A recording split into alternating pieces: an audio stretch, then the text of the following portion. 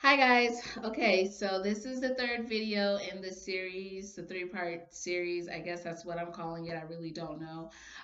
For the I Am Woman book, the inspiration behind it and how it connects to the group coaching program of the same name. Um, so in the first video, I discussed the empowering framework. In the second video, I discussed the uplifting framework. And in this video, I'm going to be discussing the inspiration framework. And if you're watching this video for the first time, in the first video, I gave you a little bit more insight about how the inspiration or how the book came about, like the main inspiration behind it, and and I also shared like the inspiration behind the empowering framework. So if you want to get all that information, make sure you go check out that video, and then the second video where I talk about the uplifting framework. In this video, I'm going to be sharing the inspiration behind the inspiring framework, which is the last framework in the book. So, the inspiring framework, which honestly is, I want to say it's my favorite chapter. I say it's my favorite, or not chapter, but like section of the book framework, and it's my favorite because I feel like this section of the book really helped put into perspective to me how important it is to just love ourselves, to simply just love ourselves. In the empowering framework, the main message I wanted to make sure got conveyed was, how important it is to make yourself a priority so that you can be of better service to other people. The second framework, the uplifting framework, I wanted to convey the message of how important it is to have a sense of community, who empathizes with your experiences as a woman and not like experiences in a sense of like this is something only women experience, but your experience like as a woman with various like situations in terms of like your experience mentally and emotionally. And this framework, I feel like kind of builds the bridge between the two, which is that, you gotta love yourself. It's so important to love yourself. And I say that because when I was writing the journal entries for this framework, I did not realize how much I actually hated myself. And it's not like I hated myself because I just thought I was a terrible person, but like I hated myself because I I have always been someone who's had big dreams, who was very passionate about a lot of things, who had so many goals that I was not afraid to like chase after and do. And, during this dark time in my life, that part of me was like, she was dying. She was like slowly dying. And I did not like who I was becoming because I was becoming somebody who's just very short with people. I had very little patience, and I just didn't care anymore. I really took on this attitude of just not caring about anything.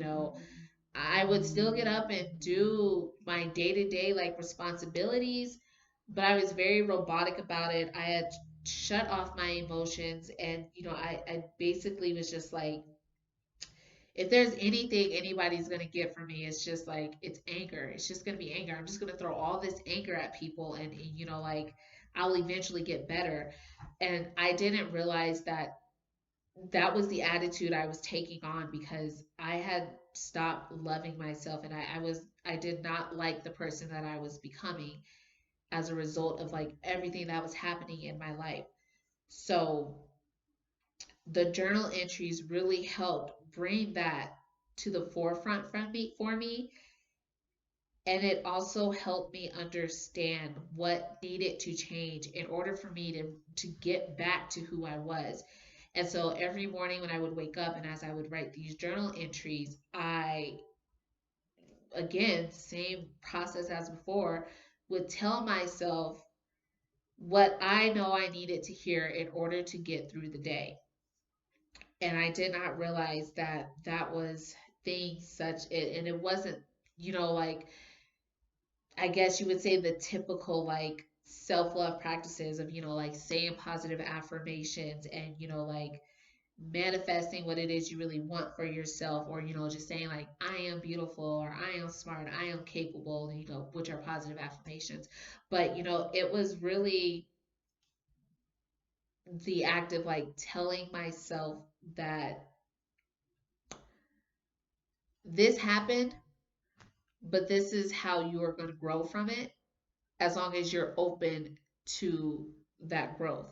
So just to give you an example, because I know it's probably like, you're like, what? This makes no sense whatsoever.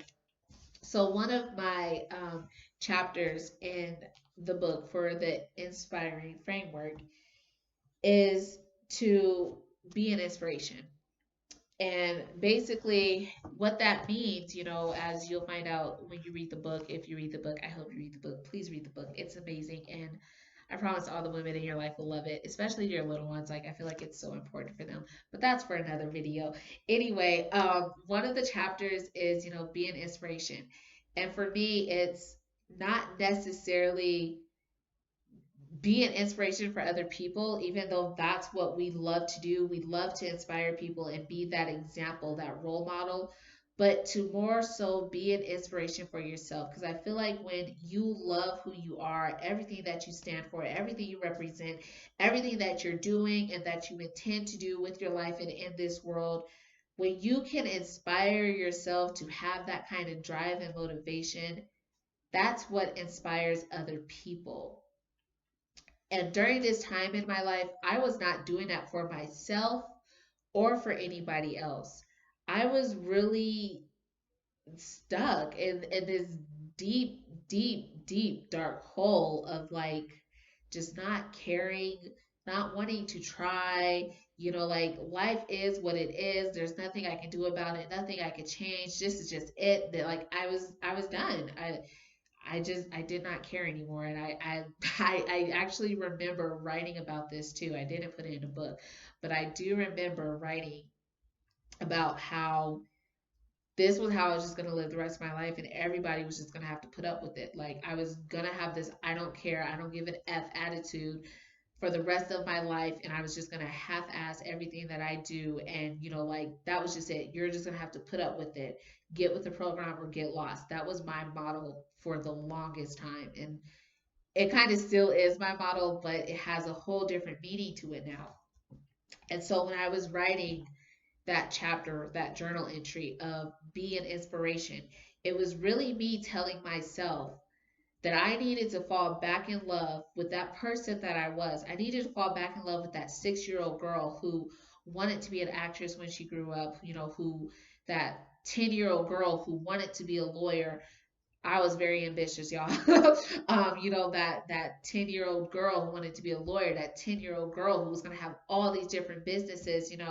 I needed to fall back in love with that girl who loved everybody, who was nice, who was kind to everybody, who was unapologetically and very willingly helpful to other people. I needed to find her again and fall back in love with her in order to move forward with my life, and to also like inspire other people in that way. And that for me was very hard because when you don't love yourself, like you it's hard for you to find reasons to love yourself. It's hard for you to find the motivation to even work on like improving yourself and making yourself more likable, and not for other people but for yourself. That is something that's very key and central to this whole entire book. The message behind it, is that this isn't for you to work on yourself to be better for other people. It's for you to work on yourself to be better for yourself so that you can be better for other people.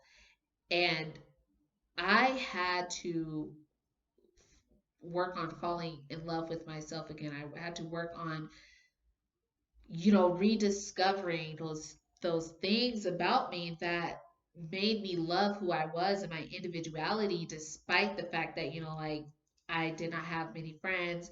growing up, despite the fact that I was not like a social person. I was just huge introvert, despite the fact that, I just was not, I guess you would say, the typical like human being. I'm a homebody. I love to be at home. I love spending time by myself. I'm most comfortable with like my family. I will engage with other people, but it's not a big part of who I am. Like I've always been someone who really keeps a small circle, and that small circle, or whether it's blood or not, are people that I consider my family, and that's all I ever needed. And during this time in my life, like I had lost that mindset, I had lost that spark, I had lost that joy. I really just did not care. And I had to do the work to reverse all of that. And that's what really inspired this framework, the inspiration framework, was that, it's so easy to lose sight of who you are when you're not doing all the other things that are necessary for you to hold on to your own identity. And I put this framework at the end of the book because I feel like to fall in love with yourself, you first have to know yourself. And what I mean by that is, like in the empowering framework, you have to know that you have to put yourself first. You have to make yourself a priority in order for you to be the best of service to other people. That's step one. Step two is you have to find your tribe.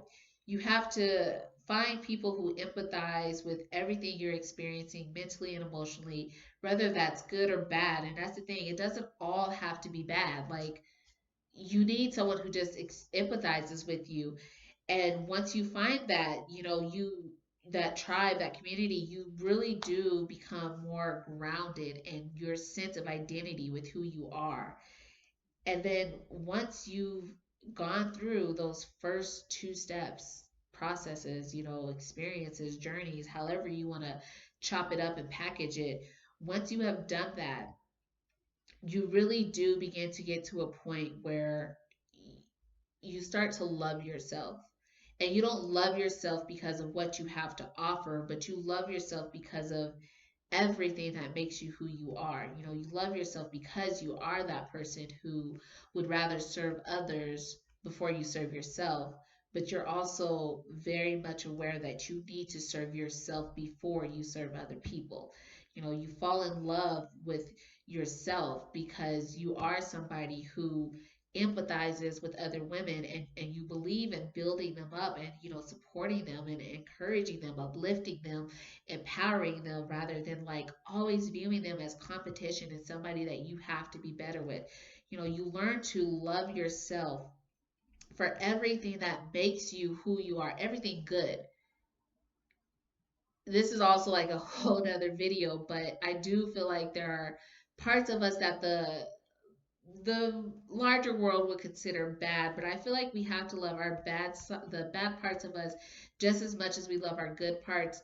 But for this in particular, this discussion, this, coaching program, this book, for everything that we're talking about here in particular, you have to love everything good about yourself first before you could really love who you are.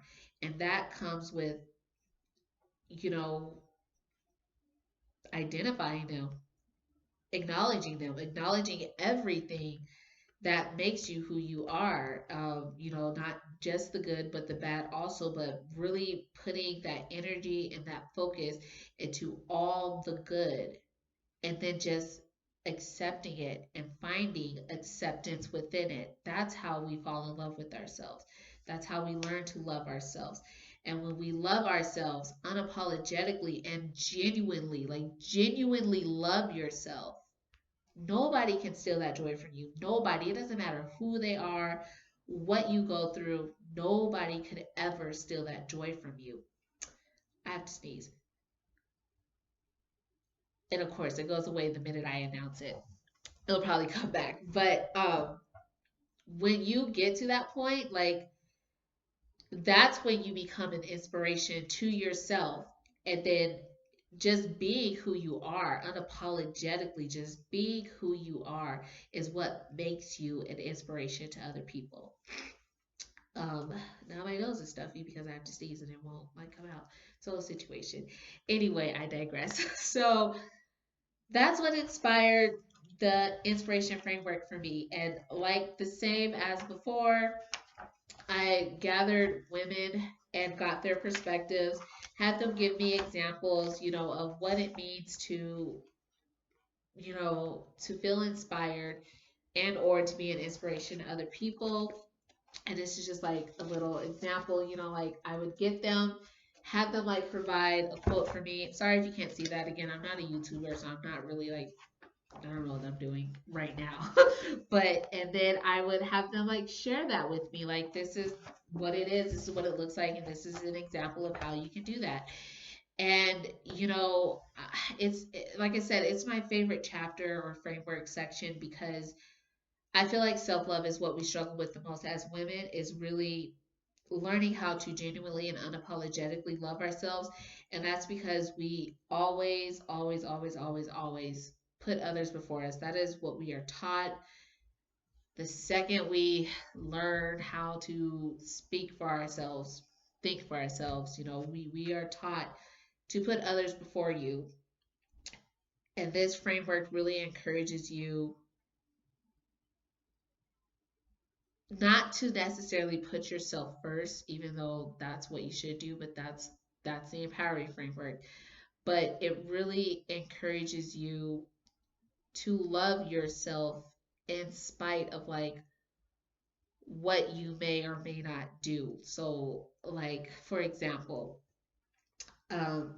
me personally, something that was really instilled in me when I was younger, which is also a very stereotypical like way of thinking for society about what makes a woman, is that you care for the family. That's what you do. I can remember being like 11 years old, and I learned how to cook at a really young age, and like cleaning the house, and even just making sure that my brothers were okay while my parents and my grandma were at work. I can remember all of that falling on my shoulders because I was told that that is my responsibility as like a woman in this household. It's to make sure that everything and everyone is taken care of. And this framework really helps you or encourages you to find the balance between that. Like, at what point is it just a part of who you are and it's something that you feel obligated to do because of what you are? And when you can find the balance between I do it because I love it, and some women don't, and I don't blame you because I'm one of those women, honestly. Like, that's that's a whole nother topic. But once you find the balance between loving what it is that you are willing to do about other people or for other people that make you who you are, and not doing something because it's something you've been told you're supposed to do, you find that balance and you learn how to separate the two. It's hard not to love yourself. Like, one of the reasons why I, love myself so much is it's because of how outspoken I am. And, it's not even about being outspoken in a sense of being heard, but it's being outspoken in the sense that, like, what I am saying or I am trying to say, communicate, whatever, it has value, it has weight, it is meaningful, and it may be a bunch of gibberish to you, but it means something to me, and that is something to honor and take pride in. And that is something that I love about myself. It's, if being honest, like my big mouth has not always led to the best of situations, but I will say that it's also has opened so many doors and created so many opportunities for me in my life that I don't think I would have ever encountered if I'd have just remained this very quiet and timid little girl that I was at 10 years old. It's really helped me like appreciate that part of me and love that part of me, because I know it is something that may not like gel well with other people, but it's something that helps me like live my truth unapologetically. And one key aspect that we will get, or you will get from the group coaching program of the same name, is that, you will find that confidence to unapologetically live your truth, speak your truth, honor your truth, and love everything about you that makes it your truth. And that's all I'm going to say about that. So, yeah, that's it. The inspiring framework. Self love. That's what it's about. Loving yourself, falling in love with yourself, and, bringing power to your truth. That's it. All right, guys. So that's it for this video. That's it for this framework. As always, I will put description in the description, like how to get in contact with me. If you're interested in learning more about the I Am Woman group coaching program, if you're interested in like getting your own copy of the book for yourself or a lucky lady in your life, whoever she may be, how old she may be, it does not matter. This book is for everybody. I'll put it all in the description below. You can also visit KamaraChanel.com to learn more about the group coaching program.